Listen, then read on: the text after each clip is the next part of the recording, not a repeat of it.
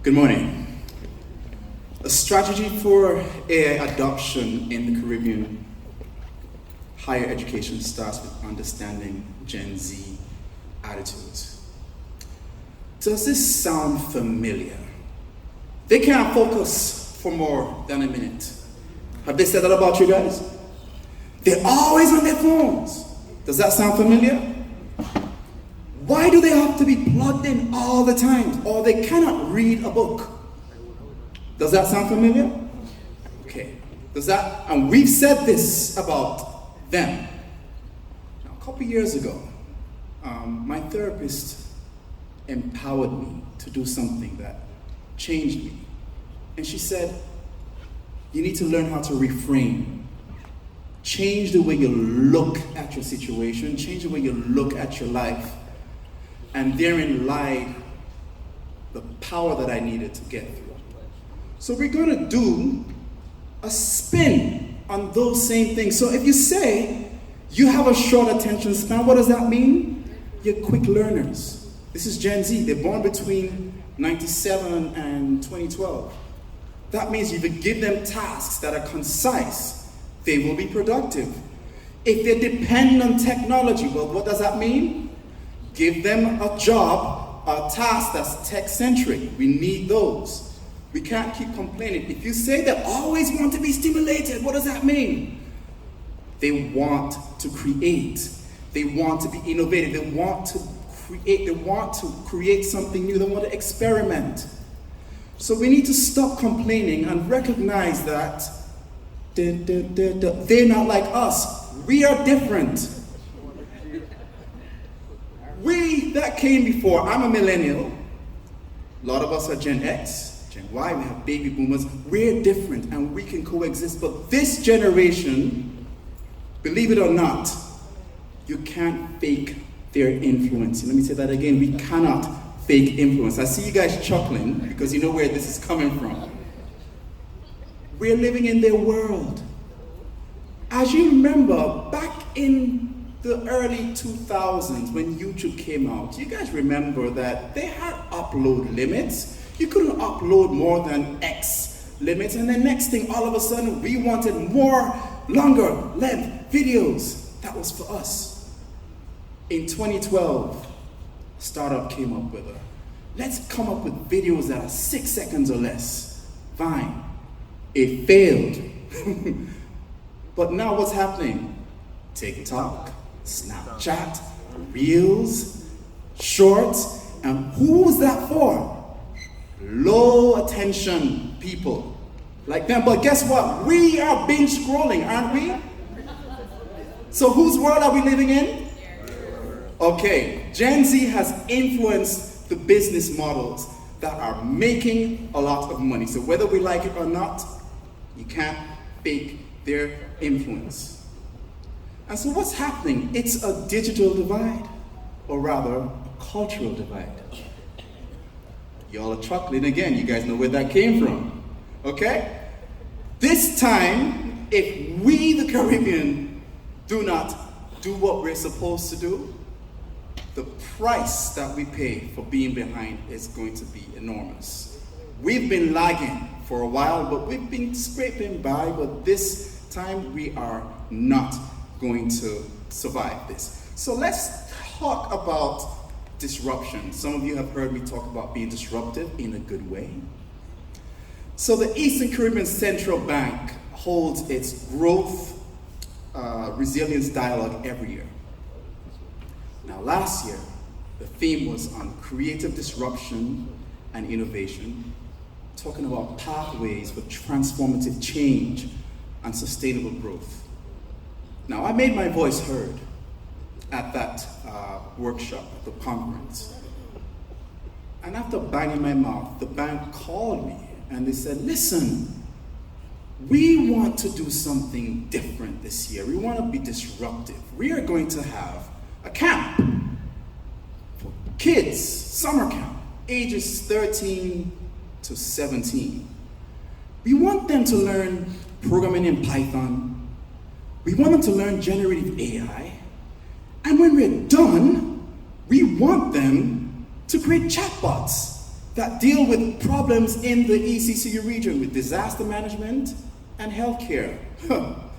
So you're telling me kids 13 to 17, low attention span, summer when they should be causing mischief and liming, we are going to teach them for 4 weeks to code, which is one of the most frustrating things a low attention person can do? But you see, we tend to underestimate these kids. Because guess what? It worked. 4 weeks of intense teaching, learning their learning styles, pivoting. 5 teams created chatbots and competed to pitch in a competition, and they actually won lots of money. They shared a $16,000 purse, Eastern Caribbean dollars. Okay, that's less than US. I gotta put that disclaimer. But the success behind the camp was not by accident. You see, we, the facilitators, had a clear objective that needed to be relevant to current issues in the world that they could relate to.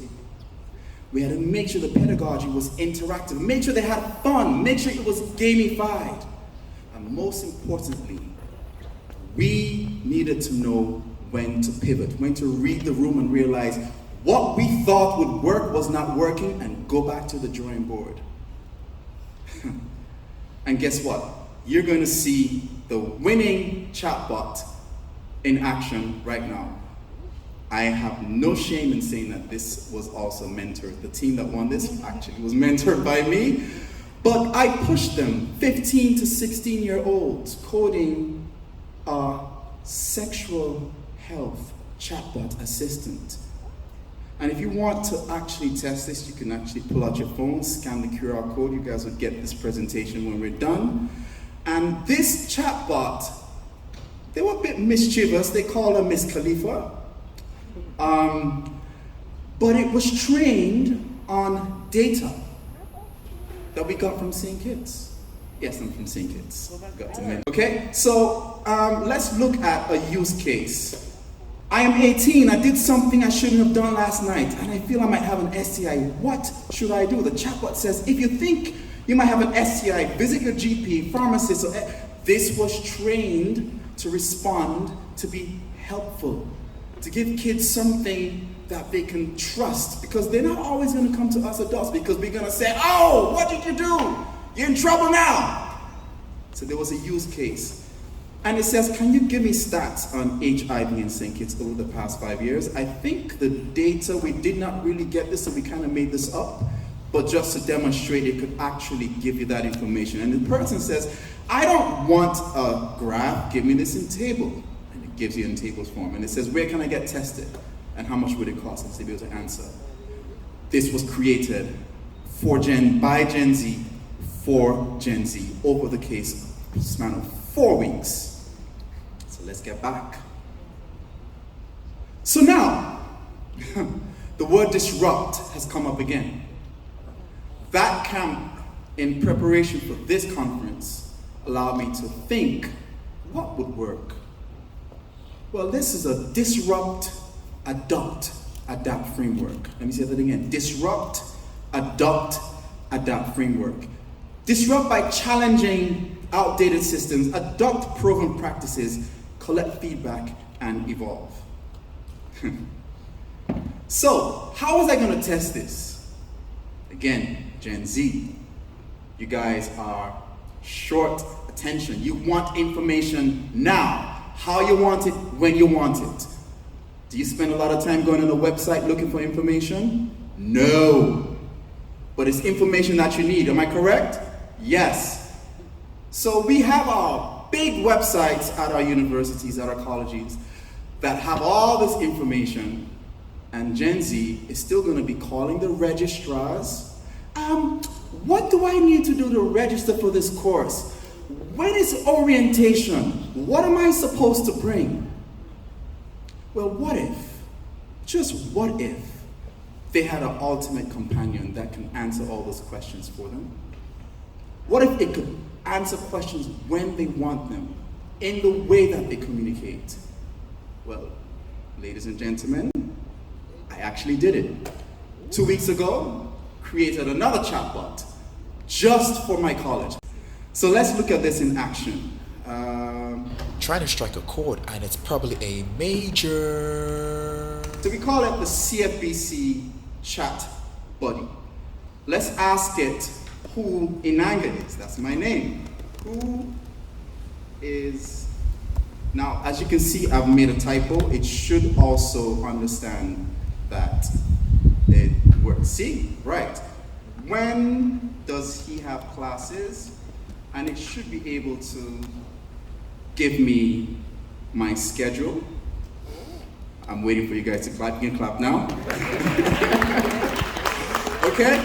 And then you can also answer questions like, I am super stressed. What should I do? And you'll see it starts answering with emojis and making you feel like it's a companion, right? Now, I sent this to my students. I sent this to the faculty. I said, test this. Let me know what you think. I want to see if this actually works. You guys can test this. Again, and I'm also collecting all the prompts, and I'm seeing all the wrong answers so that I can go back and build it so it can be better. It's a cycle. You build, you measure, and you learn. I have 5 minutes left. Okay, let me keep going. So, why did it work? It was built by having a conversational interface with 24/7 access, and over 350 conversational pairs were analyzed for this. Now, to prove that it worked, it says, listen, instead of depending on calling, asking, emailing, it's disruptive. We're changing things as they were done before. Instead of looking at things, we're now adopting something that already exists, natural language processing. And adapting, meaning we're building this thing to make sure we're learning from it and we're going back and fixing those. Now, the data, in summary, we don't have time to go through this, says that all students use AI, but they also admit to not being fully prepared for their future careers with the current style of lecturing and teaching. They also appreciated the potential for Smarty, that's the chatbot name, to be helpful, albeit in its primitive state. And actually, overwhelmingly, the data show that they used it to get course information the most. It can answer, what are prerequisites for this course? If I want to get a law degree, what do I need to take? What classes do I need to take? It can answer all of those questions. The registrars should be happy. Okay? Now, teachers, faculty, they agree that all students do use AI. They also admit to those same issues they have with Gen Z, the short attention span. They have admitted that in the questionnaire, but also admit that it will be very useful in the institution. Okay? Now, concerns. The biggest concerns from the faculty, they stated that the bot may not be able to answer complex questions, and students did indicate, imagine, students said this, the biggest concern was that it may reduce their ability to think critically. I love that. So, there is an urgency for change, and the data says that we're ready. So what's keeping us? Well, let's hear from the students themselves.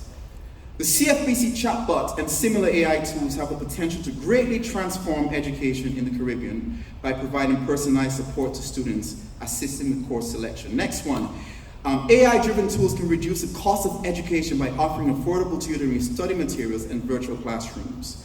Teachers have said, total game changer. AI tools like this can be used to augment higher education, improve efficiency across departments, and equip themselves with AI skills.